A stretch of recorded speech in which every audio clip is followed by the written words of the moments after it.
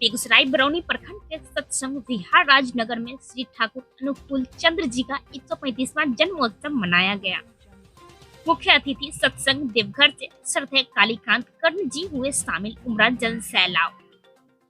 बेगूसराय से एक बड़ी खबर सामने आ रही है, जहां कोरोना काल से मुक्त होने के बाद पहली बार बरौनी प्रखंड के सत्संग विहार राजनगर में ठाकुर अनुकूल जी का 135वां जन्मोत्सव मनाया गया धूमधाम से, जिसमें शोभा यात्रा, धर्म सभा, संगीतांजलि, मातृ सम्मेलन, संध्याकालीन प्रार्थना इत्यादि चीजों से पूरा दिन गुंजानमय रहा। उनका जन्म 14 सितंबर 1888 ईस्वी में शिवचंद्र चक्रवर्ती पिता मनमोहिनी देवी माता हिमैतपुर नामक गांव में जन्म लिया, जो फिलहाल बांग्लादेश ढाका के पास पाबना जिले में है। उनका जीवन सामान्य रहा, परंतु बाल्य अवस्था में ही असाधारण शक्तियां दिखने लगी।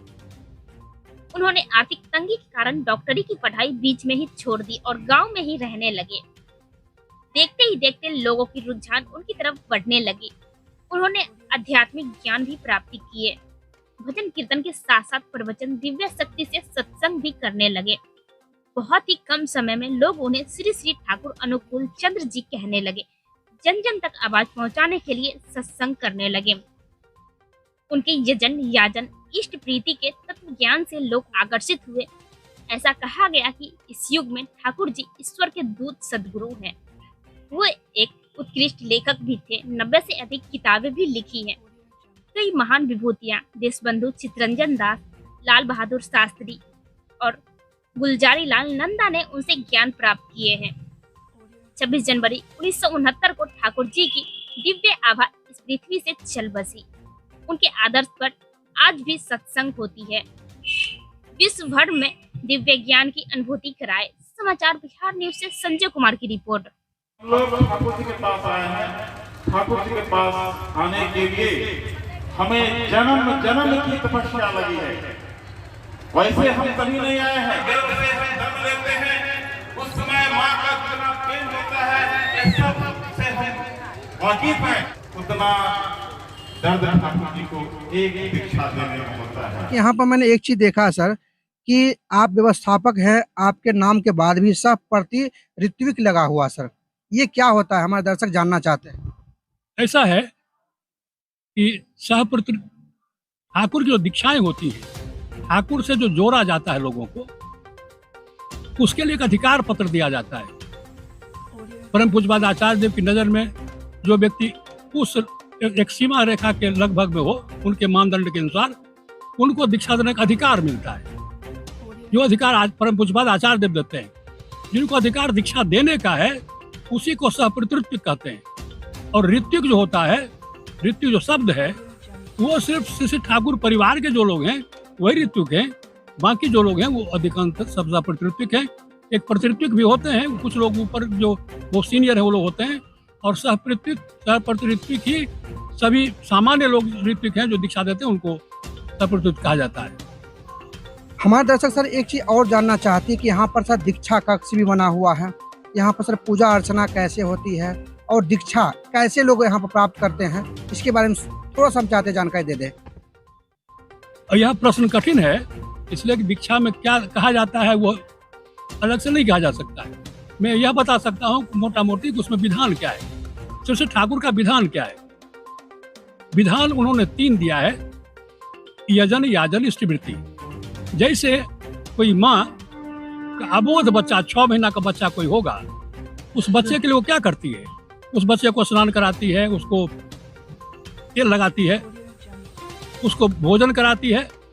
और बच्चा ऐसे हाथ हिलाता है तो माँ कहती है अपने पड़ोस में कि देखो ना, बच्चा झंडा लेके चले। उस हाथ हिलाने कोई प्रयोजन नहीं है, लेकिन माँ को चूंकि अच्छा लगता है इसलिए माँ ऐसा बोलती है। ये है क्या कि यजन जो हुआ, अपने जो करना हुआ, ठाकुर का जो मंत्र जाप है या ये चीज जो है, अपने जो करना है, हमको जो करना होगा उसको यजन बोलते हैं। और हमको जब अच्छा लगेगा तो हम भी दूसरों से चर्चा करेंगे कि ठाकुर बहुत अच्छे हैं, तुम भी ग्रहण करो, उसको याजन बोलते हैं। और इष्टवृत्ति करना होता है, जो माँ बच्चों को जो भोजन कराती है, दूध पिलाती है, उसी प्रकार से हम भी परमपिता से जुड़ते हैं। तो परमपिता के लिए हमको कुछ करना चाहिए। जिस तरह से अपने पिता के लिए हम बहुत स्नेह रखें, उनको भोजन नहीं दें, उसी प्रकार से परमपिता को भोजन देना होता है। हम भगवान को भोजन नहीं देंगे तो भूखे रहेंगे, सारी बात नहीं है। ऐसी बात नहीं है कि हम अगर भोजन न दें तो भूखे रहें, लेकिन हम अगर नहीं देंगे तो हम अपने पितृधर्म का पालन नहीं करेंगे। अपने धर्म के पालन के लिए हमको अपने गुरु को भोजन देना है। इसी निमित्त अब भोजन में क्या करना होता है, एक बहुत प्रश्न उठता है लोगों का। पैसा की चर्चा होती है, पैसा में लिया जाता है। उसमें है क्या कि मालिक को भोजन अगर कोई चाहे व्यक्ति कराना तो सूर्योदय से पूर्व कराना होगा। कोई व्यक्ति चाहेगा कि घर में अगर औरतें भी हों और बना करके खिलाया जाए तो किसी से देना प्रतिदिन संभव नहीं होगा। और कोई भी व्यक्ति अगर कहीं बाहर खाना खरीद के खाएगा तो अभी 200, 400, 500 से कम नहीं खाएगा 24 घंटे में। तो 24 घंटे में मालिक को देने के लिए अगर हम चाहेंगे देना भोजन पैसे में, क्योंकि हम रंधा हुआ खाना नहीं दे सकते हैं, पैसे में देना है अगर, तो चाहेंगे देना अगर उसको, तो कोई आदमी को 500 रुपया से कम नहीं पड़ेगा।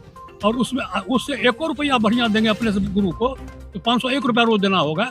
किसी को अच्छा नहीं लगेगा। मैटर बिल्कुल नहीं होता है ये कि पैसा कितना देना है। मैटर ये है कि आप दे रहे हैं, प्रणाम कर रहे हैं, मालिक को दे रहे हैं, हाथ में कुछ होना चाहिए। मैंने ऐसे एक बच्ची की दीक्षा दी थी जिसको कोई नहीं था, कहा कि दादा हम दीक्षा नहीं ले सकते हैं, हमको कुछ नहीं है। मैंने उसका जल से स्मृति कराया था। आज वो लड़की टीचर है दानापुर कैंटोनमेंट की। मतलब है कि हाथ में कुछ भी होना चाहिए जो हम गुरु को देते हैं। जो आज देते हैं उतना ही हमको सब दिन देना है, और जब बढ़ाना चाहेंगे तो महीना पूरा होने के बाद हम बढ़ा सकते हैं। ये इष्टवृत्ति कहा जाता है। यजन अपने करना, याजन दूसरों से मालिक की चर्चा करना, गुणगान करना, इष्टवृत्ति प्रतिदिन मालिक का भोग देना, यही विधान मालिक का है। दीक्षा के क्रम में वो कुछ संकल्प लेना होता है, उसकी आवश्यकता मैं नहीं समझता। विधान यही है, विधान जानने से काम हो सकता है। ये युग पुरुषोत्तम के नाम से ठाकुर अनुकूल चंद्र जी को लोग जानते हैं। इनकी जो जीवनी है सर, क्या कुछ जानकारी देना चाहते हैं? हम सभी श्री ठाकुर अनुकूल चंद्र जी को फुलफिलर द वेस्ट समझते हैं। श्री ठाकुर जी के पास जो मेरे मुस्लिम भाई आए हैं उनको वह अल्लाह के रूप में दिखते हैं।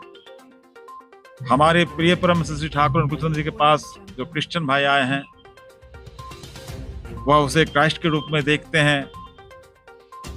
हमारे प्रियतम श्री ठाकुर जी के पास जो बुद्ध के अनुयायी आए हैं, बौद्ध आए हैं, वह उन्हें तथागत के रूप में देखते हैं। और हम सभी श्री राम, श्री कृष्ण, ईसा, बुद्ध, मोहम्मद सभी को फुलफिल करने वाले, जो जिस पद्धति में है उसी पद्धति में आगे बढ़ेगा। ठाकुर के पकड़ करके अच्छा मुसलमान कैसे होगा, अच्छा हिंदू कैसे होगा, अच्छा क्रिश्चियन कैसे होगा, यह चीज उसे आभास होता है। तो ठाकुर जी कहते हैं जैसे पानी को जो अल्लाह को मानते हैं वह पानी कहते हैं, जो ईश्वर को मानते हैं वह जल कहते हैं, जो गॉड को मानते हैं वह वाटर कहते हैं। बात तो सेम है, सबका एक है। हम जितने मनुष्य हैं उतने मत हो सकता है, लेकिन ईश्वर एक है, धर्म एक है, बचना बढ़ना। इसलिए आइए, यह कलयुग है, कल कारखाना का युग है। यहाँ पर न जग की प्रधानता है न तप की प्रधानता है। यहाँ पर चलते उठते बैठते हर समय हम वह नाम करेंगे और नाम करके अपने भी बचेंगे और अगल बगल को भी बचाएंगे। यही मेरा धर्म है। सर मंच पर एक चीज देखा गया था सर कि लगातार जब भी कोई वक्ता आते थे, या सर आपने भी जब वहाँ वक्तव्य दिया था, तो अधिकतर बांग्ला वर्ड की जो है उपयोग हो रही थी सर। तो इसका क्या रहस्य सर? हमारे श्री ठाकुर जी का जो भाषा है वह है बांग्ला, और श्री ठाकुर का जन्म आज से 135 वर्ष पहले पद्मा नदी, बांग्लादेश तो अभी हो गया भारत, अविभाजित भारत था, हिमायतपुर ग्राम में हुआ था। 14 सितंबर 1888 ईस्वी भाद्र महीना के शुक्ल पक्ष तालनवमी तिथि को उनका जन्म हुआ था। जन्म के पहले ही बहुत सारे ऋषि मुनि लोग आते थे दर्शन करने के लिए। श्री ठाकुर का जन्म साधारण तरह से नहीं हुआ था, ऐसे बच्चे 9 महीने में जन्म ले लेते, ऐसा नहीं हुआ था। इनकी माँ जब गर्भवती हुई थी, श्री ठाकुर का 10 महीना हो गया, 11 महीना हो गया, ठाकुर जी 12वें महीने में प्रवेश करके हर जगह कौतूहल होने लगा। तब उनकी रानी ने प्रार्थना की, आप जो भी हैं आइए। जब श्री ठाकुर का जन्म हुआ था उस समय प्रातः काल 7:05 पर शुक्रवार का दिन था। बहुत तेज प्रकाश हुआ था। सब लोगों को लगा, ग्रामवासियों को, कि आग लग गई है। सभी लोग दौड़ पड़े थे जल लेकर के। देखा एक नन्हा सा बालक, मुस्कुराता बालक हंस रहा है और एक दिए टिमटिमा रहे हैं। यही हमारे श्री ठाकुर जी है। इनकी अनेक लीलाएं हैं। बाल लीला में श्री ठाकुर ने ऐसा कुछ नहीं बताया है कि मिरेकल किया हो, लेकिन मनुष्य जो जो करने से जो जो आगे बढ़ सकता है वह उन्होंने करके दिखाया है। उस समय महात्मा गांधी उनके दर्शनार्थ गए थे। CR दास, देश बंधु चित्तरंजन दास उनसे दीक्षा ग्रहण किए थे। सुभाष चंद्र बोस के पिताजी ठाकुर जी के डिसाइपुल थे। स्वयं सुभाष चंद्र बोस उनसे मिलने गए थे। कई बातें सुभाष चंद्र बोस ने ठाकुर से बात किया था, ठाकुर इसमें मेरा देश स्वतंत्र होगा, उसमें भारत का रूपरेखा कैसा हो करना चाहिए। श्री ठाकुर ने उनसे कहा था, पहले है दीक्षा, शिक्षा और विवाह, इन 3 चीजों को ठीक करोगे।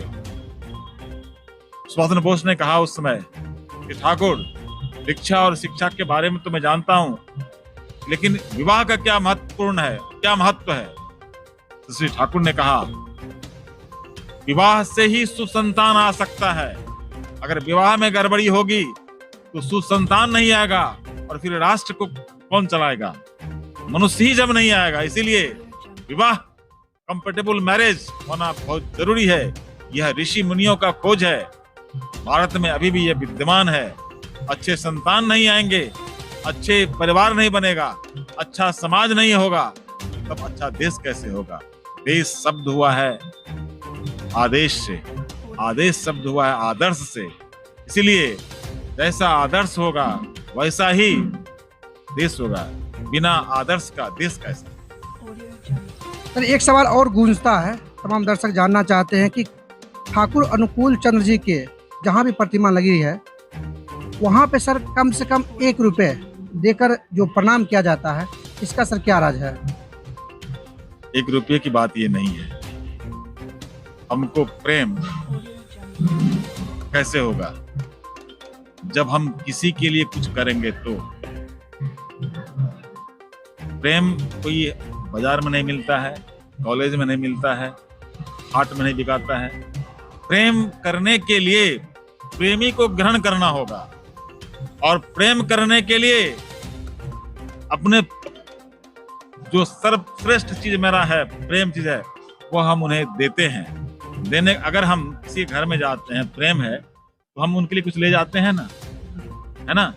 और कहीं पर भी हम किन्हीं को प्रसन्न करना होता तो हमारा जो सर्वश्रेष्ठ चीज था वो हम निवेदन करते हैं। इसलिए हमारा जो प्रेम है, प्रेम केवल मौखिक नहीं होता है, वो एक्शन में होता है।